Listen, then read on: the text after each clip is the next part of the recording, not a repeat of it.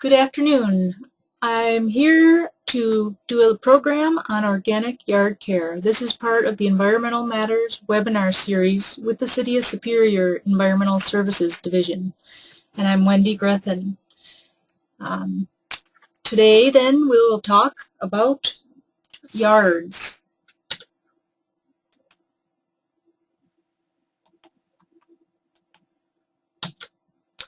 Can it be done? Can we do a yard that is green and lush and be a great place for playing, natural playground, and for it to be safe for everyone? This program will speak about the benefits of organic yard care. We'll also touch on soil, plants, and water, and then also additional resources you can learn about organic care of your yard. And summary saying will be the ending. And for yards, yes, it can be your own personal yard surrounding your house, but really there are lawns outside of churches, lawns as part of schools, lawns as part of cities and parks.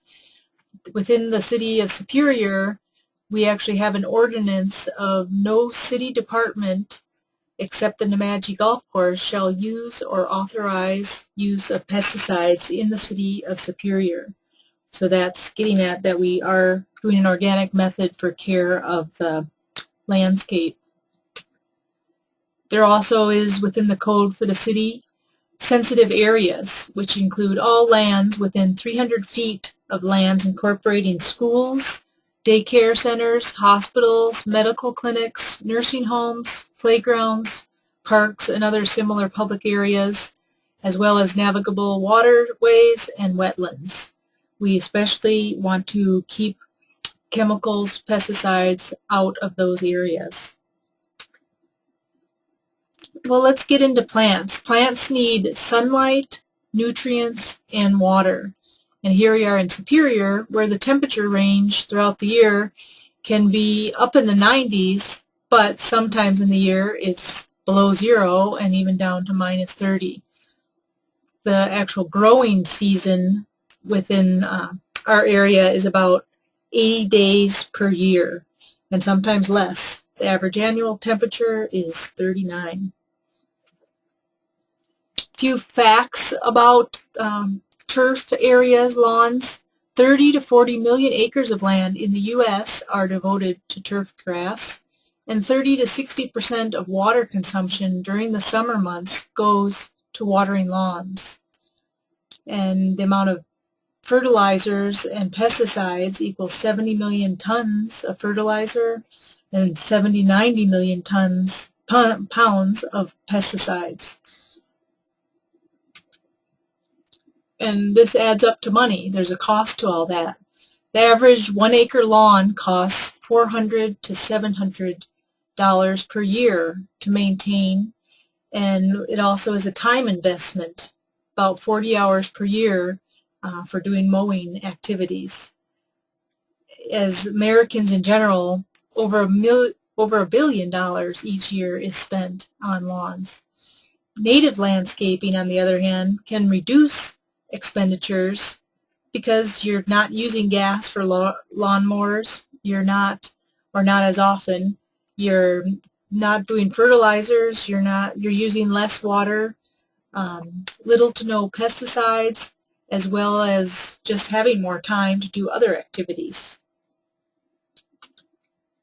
The word organic is often used in food labeling, organic foods, but basically it's not using chemicals on your lawn, chemical fertilizers, pesticides, different synthetic compounds. It is organic care does not use any of those. It's letting the ecosystem, the natural system, do its course.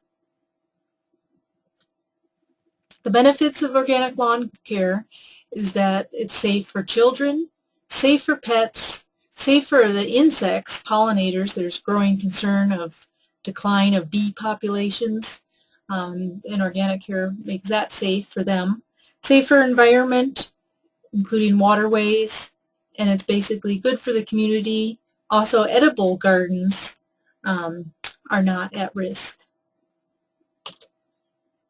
More benefits of organic lawn care is it can actually help clean up soil that's contaminated. It absorbs odors and treats volatile organic compounds, so reduces odors and eliminates pesticides. So by not using pesticides, we're not putting those out in the environment. Economically, there are benefits: less water needs, less chemicals, and then the landfill is also extended by bringing less organic material to the landfill. Let's look at soil, this precious resource that's basically below our feet and out of sight for the most part. For soil, better soil leads to better lawn. Many factors about topsoil include that the soil is where the recycling of nutrients is occurring. That's where the things are broken down. Leaves are broken down, different plant matter is broken down to then be reused, the nutrients reused. There's definitely a lot of chemistry going on within the soil. Soil varies in how much air or moisture is contained within it, in part based on compaction, how compacted the soil is. The more compacted it is, the less moisture that can be present. It is the medium for growth and has definite layers and horizons present for different roots penetrating to different levels.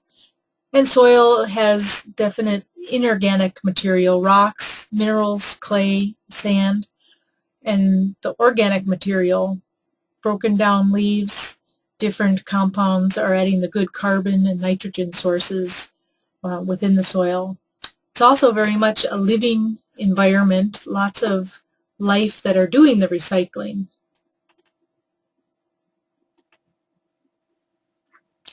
Now, I was trying to get to play this video, but I'm not seemingly able to do it. But on the internet, you can actually look at soil and see the life within the soil.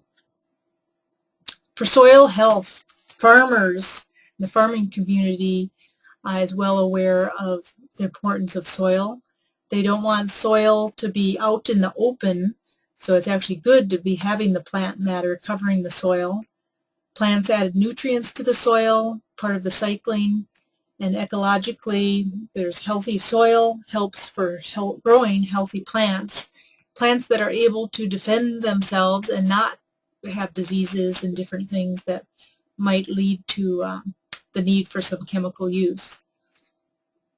There's also the bonus of better soil is an improvement of water quality, air quality, pollinators for plants, and plant productivity, all with healthy soil.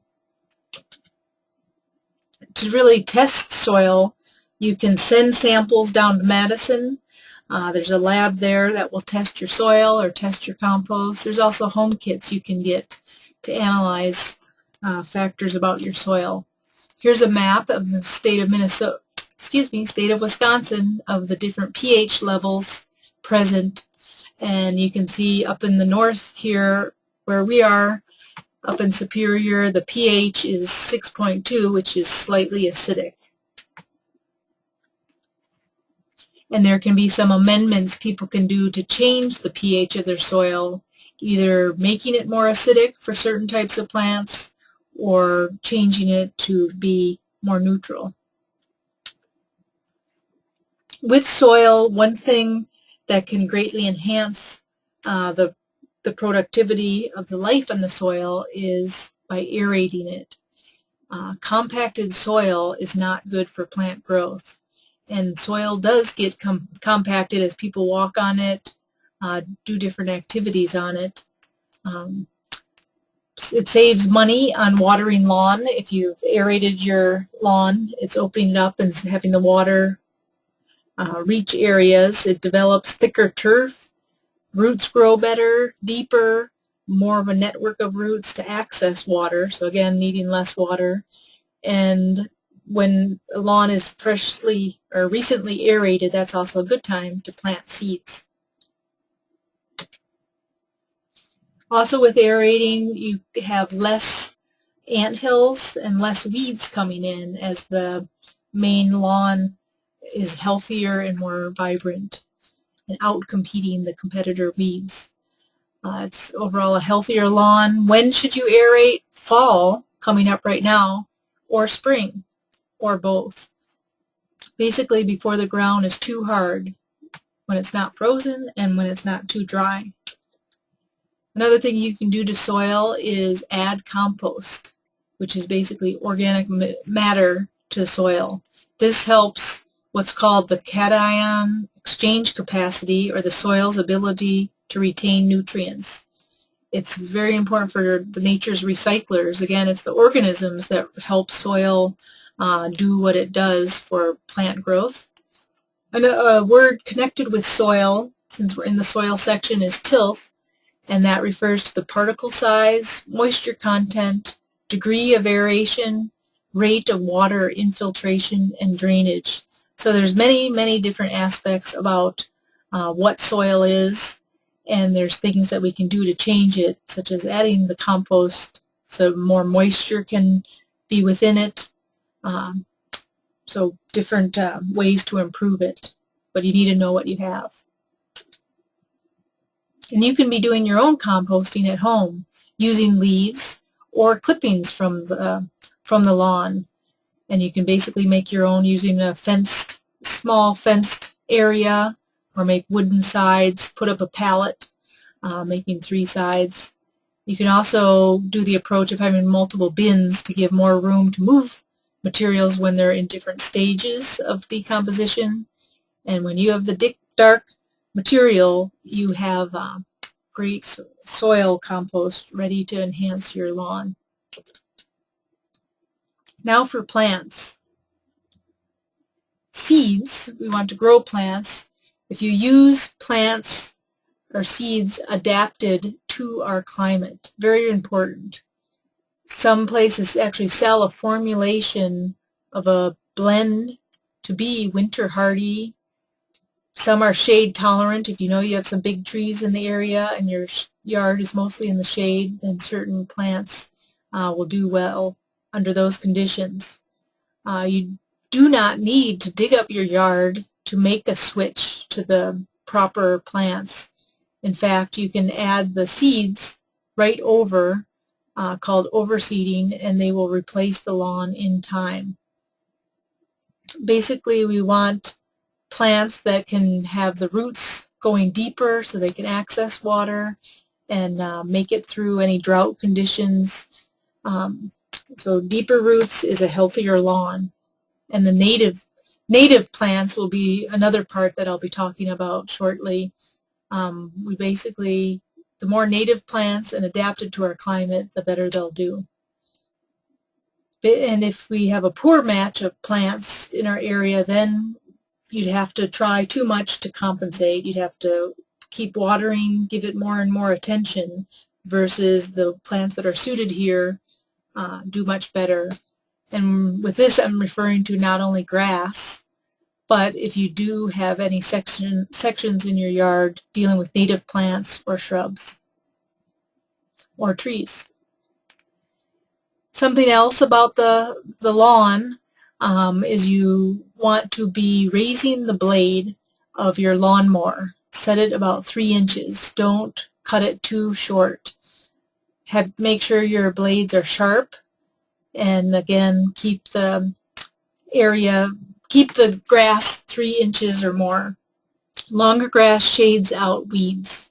Longer grass also helps keep the moisture in the ground, so you have to water less. And longer grass shades out competitor species, and it also looks more lush and thick. So many reasons to go with keeping your blade of your mower higher. Also, instead of bagging it and taking it away, leave the grass on the lawn. Then it becomes this natural material to work as a fertilizer. There are motor mowers and push mowers. The reel or push motors are quieter and good for leaving mulch on the lawn. In the fall, if there are any bare spots present in your lawn, that would be a good time to reseed. Basically add topsoil to areas that are low and add seed, and you can also add a little hay to help keep an area moist. So these are some activities you can do to enhance your yard for the following year.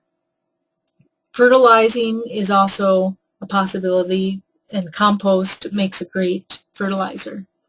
A thin layer of compost.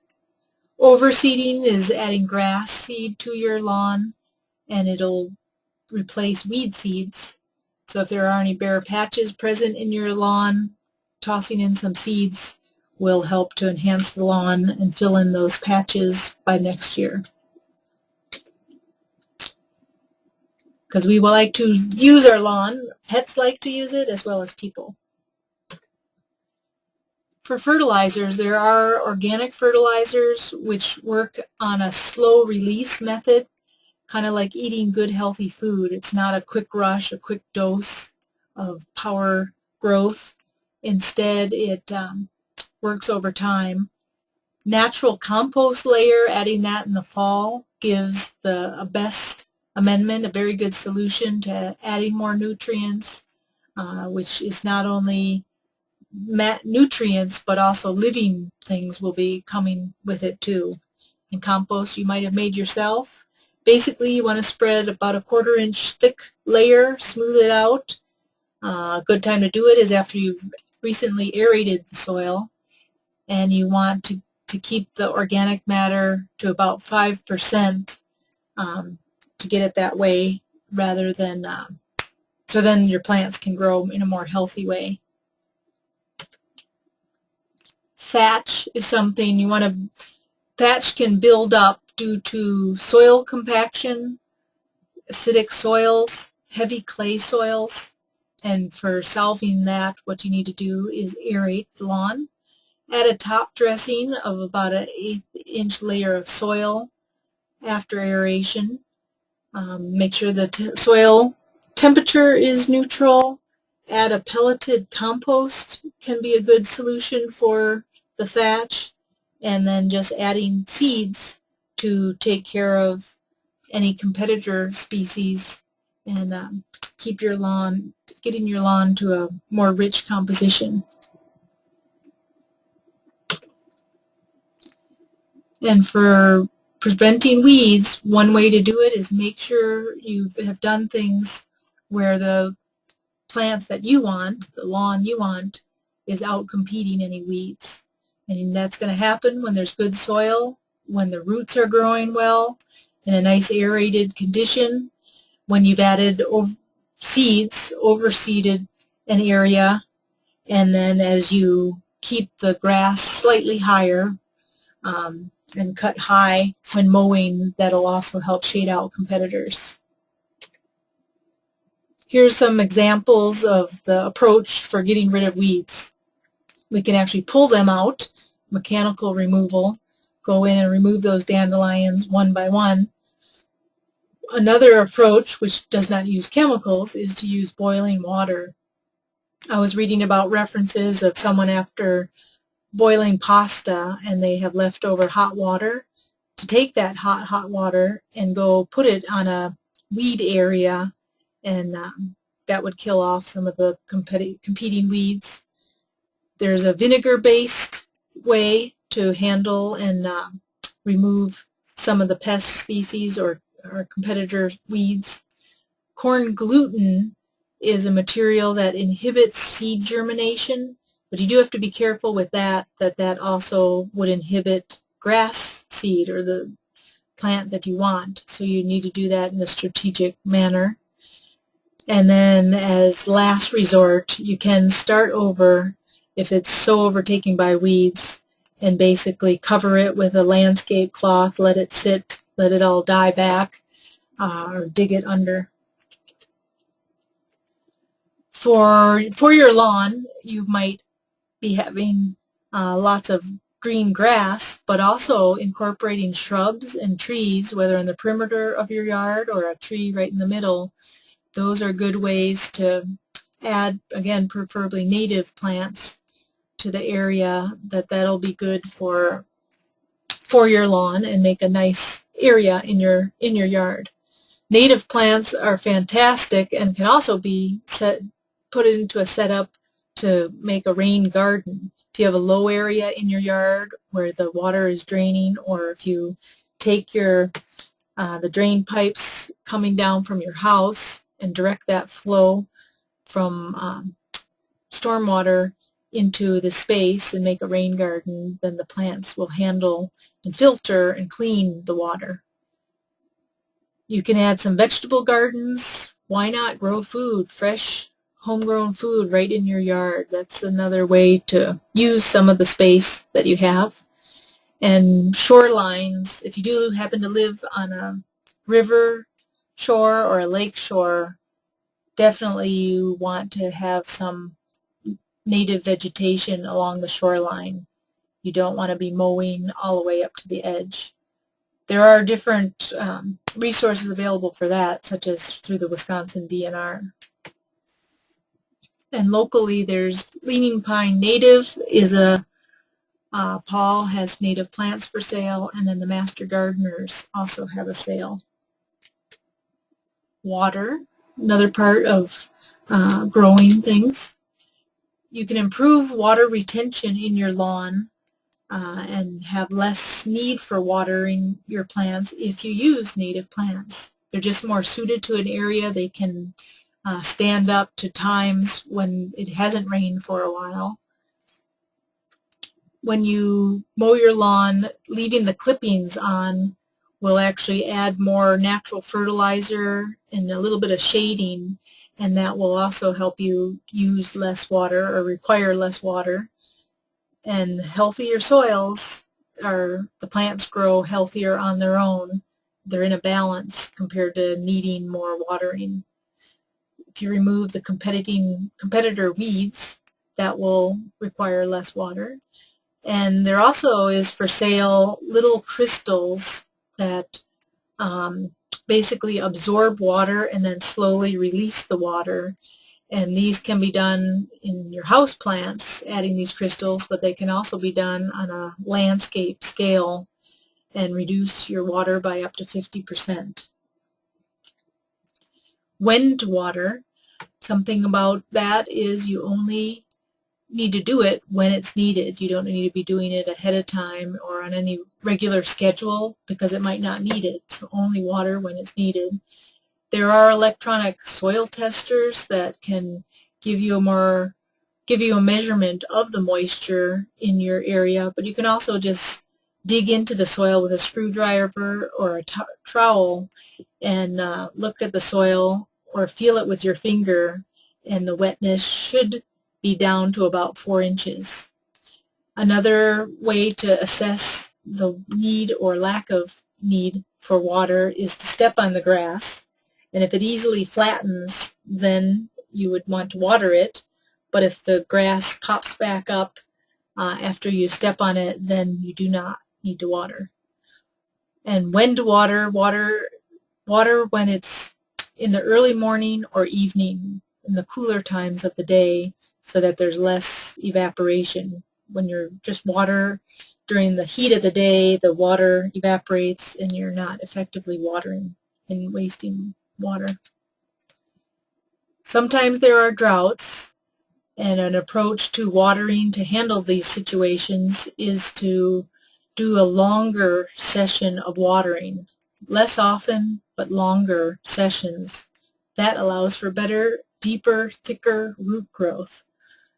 And as I mentioned already, we want to water when it's cool in the morning or evening. A soaker hose is a great way to get the water right into the soil and not be with a sprinkler where the water can go in other areas. You can connect the soaker hose right to a rain barrel, collect the rain and let the hose spread it out gently. You can set up a timer, but again, when you don't need to water, you don't need to water. Some cities actually, when there is a heavier drought, a more serious drought, they may restrict lawn watering to not overuse water in a city. Deep watering is having a way for the water to get down and make use of the plants and all its roots. For grasses, you want to water so that the water soaks below the root zone so that the roots end up growing more as it reaches out for the water. Water does not move well through clay soils, so you might need more water, versus in sandy soil conditions, the water drains quickly, so you need less. For trees and shrubs, a soaker hose works well, and to do it around the drip line, and that's the part, the edge of the plant. And if you go around and put out a soaker hose, then you're getting the roots to encouraging root growth so that in the future you would not need as much water. You can make your own soaker using an old sock at the end of a hose, which just slows down the water and doesn't have it blast away any of the soil. So that's a little trick that you can do. For water use and needs, lawns are the single most irrigated crop in the U.S., 3 times more than corn. So it's not even the farm fields that are using water compared to lawns. Again, native grasses and plants need less water.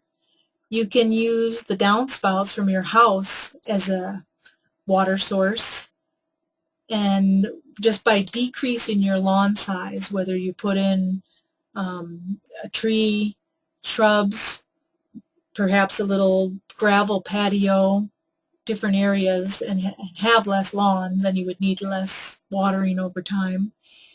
And if there are some brown spots in your yard, such as when it's so hot in the summer, it's basically the plants entering a temporary dormancy, and you can just live with that. So not expecting to have a lawn be green all the time. Runoff, you can avoid using conventional sprinkler, which may be watering the sidewalk, and adding runoff down to the storm sewer. Be sure to turn your sprinkler off. Soaker hoses are very good for getting water right where you need it, down at the soil level and positioned in the right place. Because if there's too much water, then soil erosion will occur, and both healthy lawns and clean water are possible. Something you can add to your lawn is what's called compost tea, and that's basically a liquid that comes out of compost, and this will enhance plant growth, keep them more disease resistant, suppress diseases, and it's a great alternative pest management method. You can put it on, apply it as a spray. And again, to make the comment that compost is good, the more organic material you add to soil, then you need less water. Mulching plants helps to protect the soil from erosion. It improves the condition of the soil, the better plants. Less compaction from when an area is mulched. It helps conserve water and maintains an even soil temperature. So many good features with mulching plants. I did want to put this out there that the City of Superior landfill does have a drop-off for leaves and grass that's free anytime, that you can be collecting some of the material, but some of it you may be wanting to compost right in your yard. For equipments, you want to make sure for your lawnmower that the blades are sharpened. You also may need to at times tolerate insects. Many are beneficials, and when you do, if someone would use a pesticide, they're not specific, so you may be killing off some very beneficial insects. If you would use any product, make sure you read instructions. Do not overwater, don't mow too low, and don't add too much fertilizer. Don't use it if you don't need it, because that can just lead to some runoff of some of the materials beyond your yard. So the advice is to plant a variety of plants that do well in your area, the native plants. Add some shrubs and trees. It doesn't have to be all just grass, lawn. Do that. Test your soil. Add any amendments if necessary. Compost can really be a good addition. And have less lawn. That'll be less to maintain, less water needs, less there.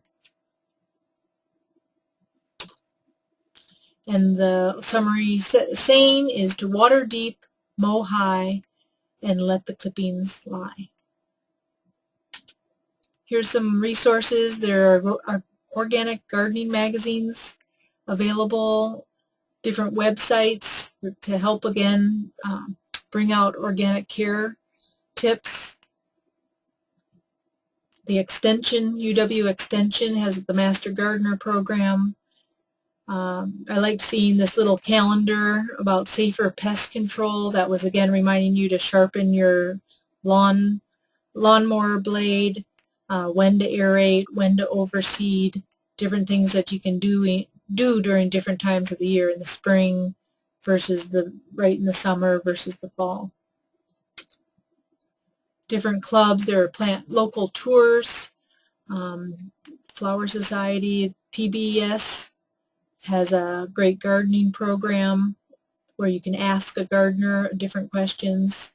There's a native plant group called Wild Ones. Lots of different learning to do.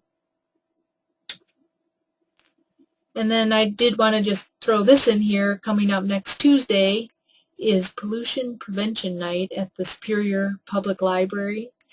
And we'll have some speakers on lead in children, electronic waste, household hazardous waste, and environmental health and human health. So this concludes the Environmental Matters webinar. The next webinar will be September 24th, and it will be on climate change.